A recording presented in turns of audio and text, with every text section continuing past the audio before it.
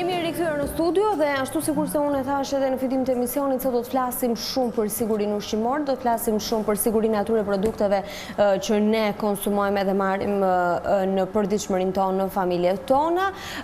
Së fundmi është shtuar shumë diskutimi, pikpyetjet, meraku se sa të sigurta janë produktet që ne konsumojmë, se sa është niveli i pesticideve që mund të përdoret, nëse ato kanë teprit që mund të sjellin më pas edhe sëmundje kancerogjene. Të gjitha këto janë pikpyetje që na kanë shoqëruar në gjithë këtë kohë. Për të marrë më tepër informacion nga ata të cilët janë njerëz të fushës, ekspertë të fushës, me mua në studio është bashkuar Agim Rapaj, kryetari i Agrobiznesit Shqiptare, për të diskutuar konkretisht për këtë çështje, se sa të sigurta janë produktet shqiptare. Zoti Rapaj, përshëndetje, mirëmëngjes, faleminderit që u ktheve në 7:05.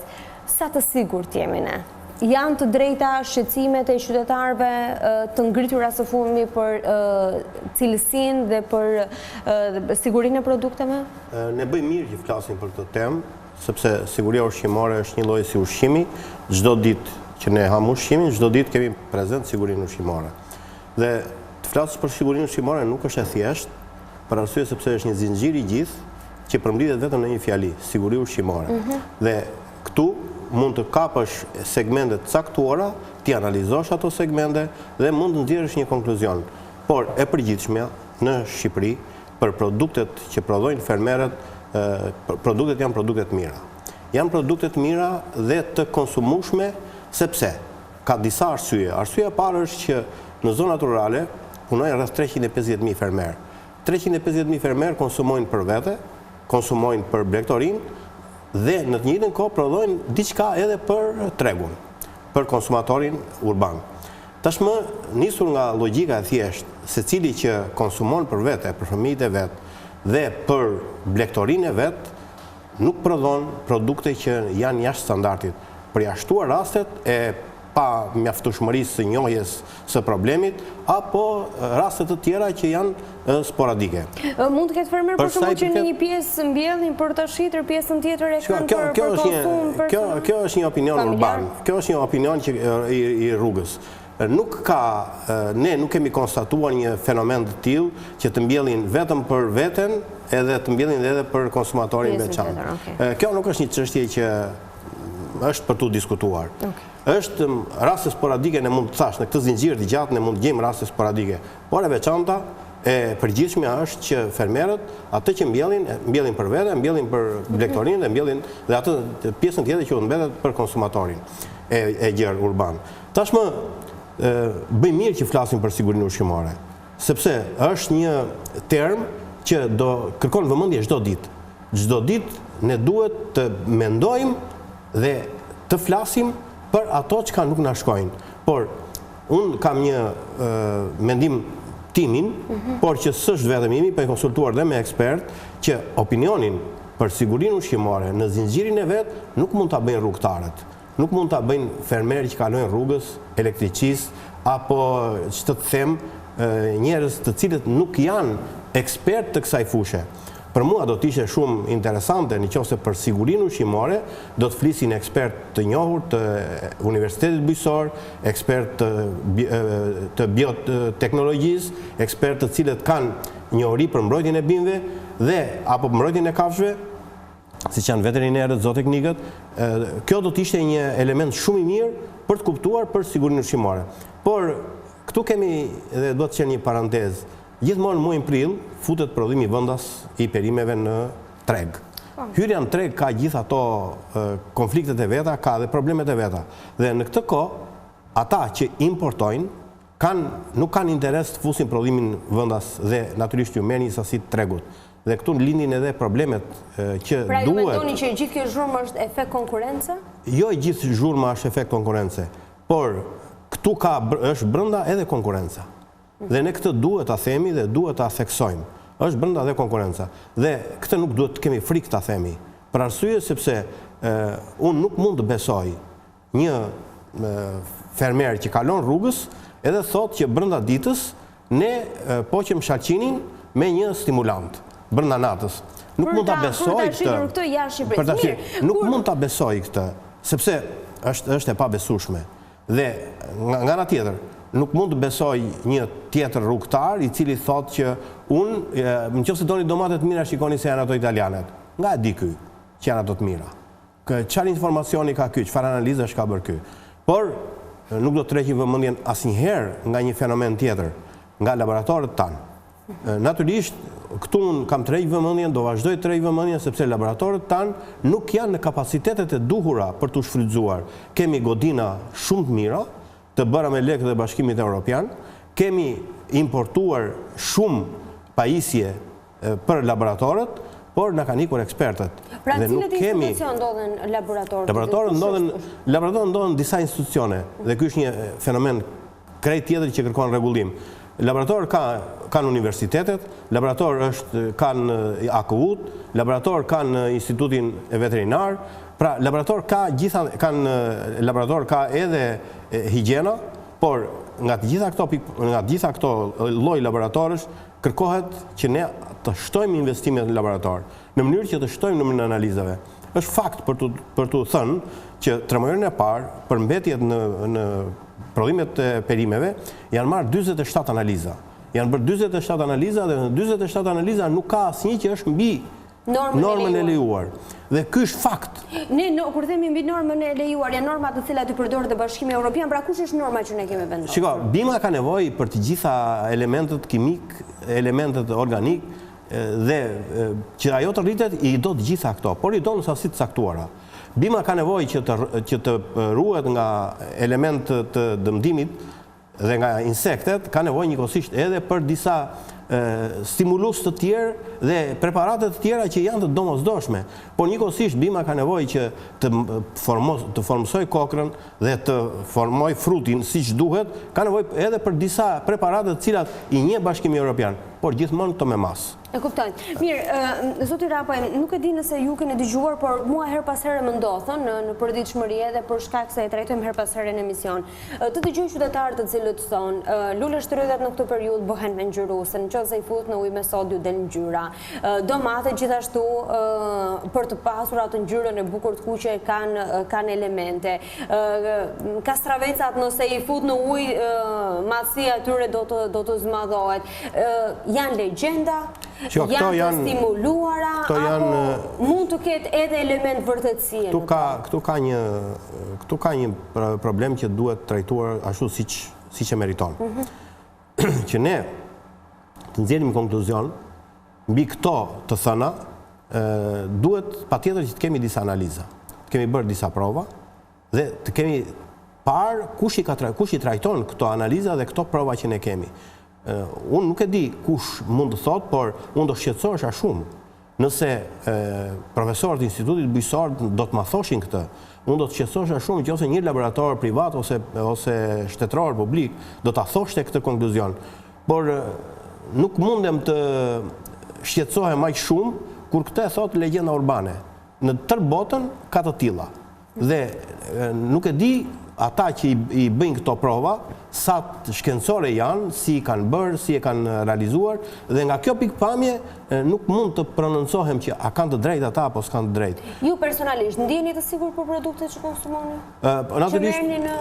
Natyrisht po. Unë nuk ndihem i sigurt tek produktet që vinë nga sektori informal. Dhe ky është problem, sepse sektori informal është i pakontrolluar. Sektori informal kam parasysh edhe ata që veprojnë pa leje, edhe ata që veprojnë që nuk janë të regjistruar gjikundi, edhe ata që shesin jashtë çdo lloj kontrolli, nga ky grup produktesh jam i shqetësuar. Dhe këtë grup produktesh nuk mundem që të them që është i sigurt apo nuk është i sigurt. Por nga ana tjetër, për produktet e tjera të vendit ton, të cilat janë produkte tashmë që e kanë certifikuar veten me vetë praktikën që ne kemi ndjekur deri tani. Ne kemi rritur eksportet në mënyrë të ndjeshme këto kohët e fundit. Shumë mirë, sepse dua të ndalem te kjo pjesa e eksportit edhe për qytetarët. Nëse ne një produkt të caktuar, për shembull lule shtrydhen, shalqirin apo nuk e di, e eksportojmë, andaj bëhen analiza për të kaluar kufij. Në çdo mjet që eksportohet bëhen analiza. Dhe këtu nuk bet fjalë që të kaloj në tregje. Pra nëse ti e ke mbje sot në mëngjes dhe nesër e nxjerr, pra siç ishin këto histori brenda 10 orësh, nëse ajo kalon në kufi dhe bëhet analiza, kuptohet që ka nivel të lartë pesticidesh apo? Jo vetëm pesticidesh, por ajo kuptohet kur është jo e ushqyeshme, nuk mund të konsumohet, sepse janë disa teste. Sepse ne na ka pasëri që na kanë kthyer produkte. Po ndodh, nuk bën vaki që mauni arri në dogan 3 ditë, 2 ditë, 4 ditë, natyrisht do kthehet. Ndodh që temperatura nuk i punon frigoriferi kamionit, natyrisht që do kthehet. Ndodh, po patjetër. Ka 100 shkaqe që kthehen, nuk janë shkaqet që kthehen vetëm për pesticide. Por një gjë është për tu theksuar, sepse e përmenda eksportin edhe për një fakt tjetër. Para 10 ditësh ne kemi bërë një konferencë me kompaninë më të madhe në botë për të certifikimin Global Gap, që është në mbi 60 vende të botës dhe ushtron veprimtarin e vet, dhe një nga supermarketet më të mëdha në botë i kishte kërkuar që të vinte në Shqipëri sepse kërkonte të merrte mallat shqiptar mbas një studimi që kishte bërë. Por kërkoi certifikimin i kësaj kompanie që ata të vazhdonin me Shqipërinë. Kjo tregon që ne trendin nuk e kemi drejt uljes së sigurisë ushqimore, por e kemi drejt rritjes së sigurisë ushqimore dhe opinionit që nxirret nga analizat. Pra, opinioni i këtij supermarketit madh, që s'dua t'ja përmend emrin, është një opinion i nxjerrë mbi bazën e rezultateve, analizave, studimeve që ata i kërkojnë për konsumatorët e tyre produktet shqiptare dhe kërkojnë që Global Gapi të certifikojë edhe terrenin, certifikojë edhe gjithë ambientin ku rriten këto produkte. Pra, nga kjo pikpamje unë dua të them që produktet tona kanë një avantazh, sidomos produktet e perimeve. Dalin një muaj përpara se të dalin produktet e vendeve përreth. Edhe vendeve të tjera të Ballkanit që kanë klimë mesdhetare. Dhe në këtë moment kur ne dalim në treg, natyrisht i kapim tregun, i marrim tregun dikujt tjetër. Dhe ati që i merr tregun ai reagon. Dhe reagimi i tij është reagim i gjithanshëm.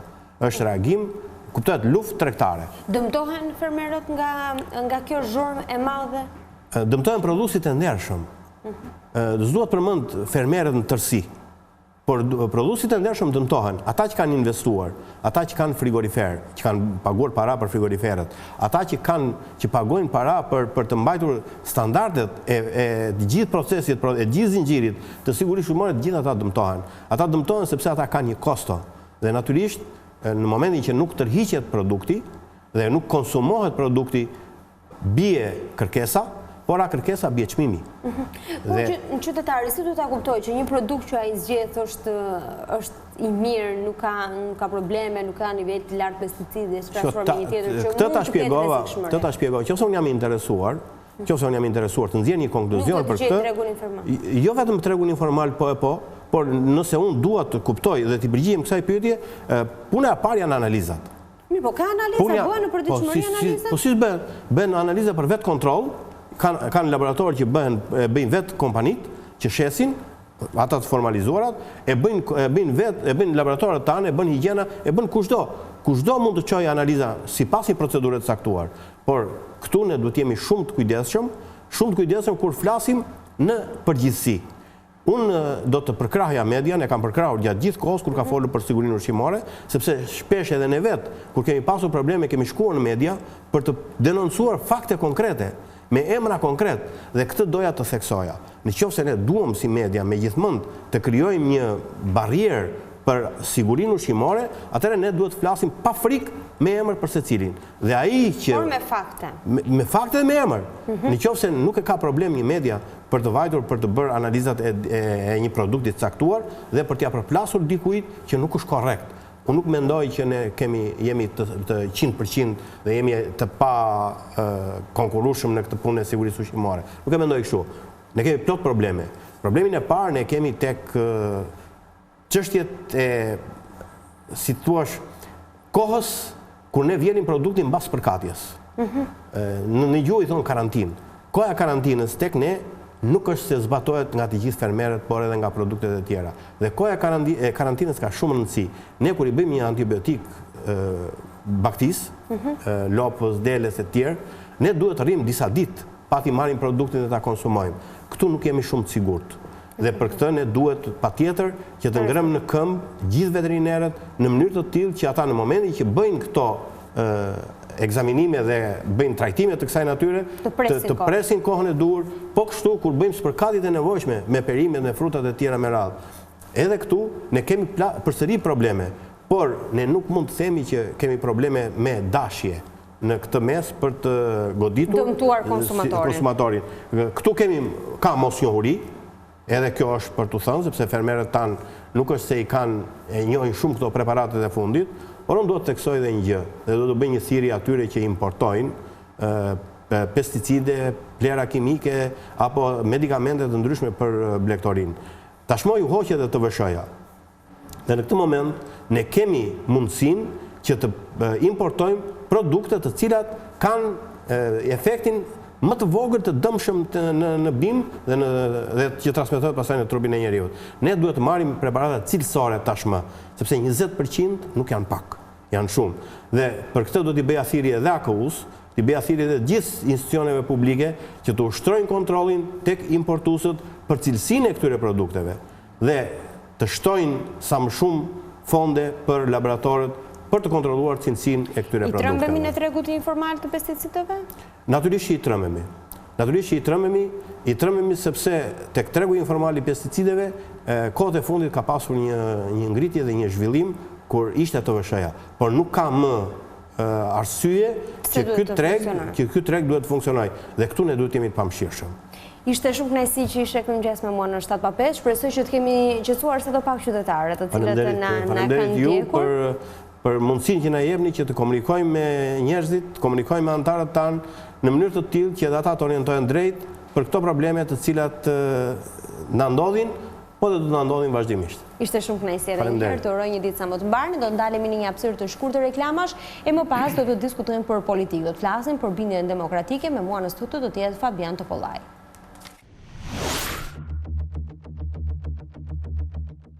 Për të parë më shumë video të programit tonë, regjistroni tani në YouTube.